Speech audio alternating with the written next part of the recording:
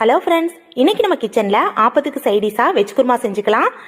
இதுக்கு ஒரு குக்கரை ஹீட் பண்ணிக்கோங்க. கொஞ்சமாக எண்ணெய் விட்டுக்கோங்க. சோம்பு தாளிச்சுக்கலாம். சோம்பு தாளிச்சுக்கிட்டு அது கூட வெங்காயம் சேர்த்துக்கலாம். கட் பண்ணி வச்ச தக்காளி, பச்சை மிளகாய் சேர்த்துக்கலாம். உப்பு சேர்த்துக்கலாம். கூடவே மஞ்சள் பொடி சேர்த்துக்கலாம். எல்லாத்தையும் சேர்த்துட்டு நல்லா வதக்கிட்டு கொஞ்சமாக இஞ்சி பூண்டு பேஸ்ட்டு சேர்த்துக்கலாம். அதையும் சேர்த்து நல்லா கலந்து விட்டுறலாம். இப்போ நம்ம கட் பண்ணி வச்சிருக்க வெஜிடபிள்ஸ் எல்லாம் இது கூட சேர்த்துக்கலாம். கூடவே மிளகா பொடி சேர்த்துக்கலாம், மல்லிப்பொடி சேர்த்துக்கலாம், கொஞ்சமாக கரம் மசாலா தூள் சேர்த்துக்கலாம். எல்லாத்தையும் சேர்த்து நல்லா கலந்து விட்டுட்டு அரைச்சி வச்ச தேங்காய் பேஸ்ட்டை இதில் சேர்த்துக்கலாம். இப்போ இது கூட இந்த குருமாவுக்கு தேவையான தண்ணி சேர்த்துக்கலாம். கொஞ்சமாக கொத்தமல்லி, புதினா சேர்த்துக்கலாம்.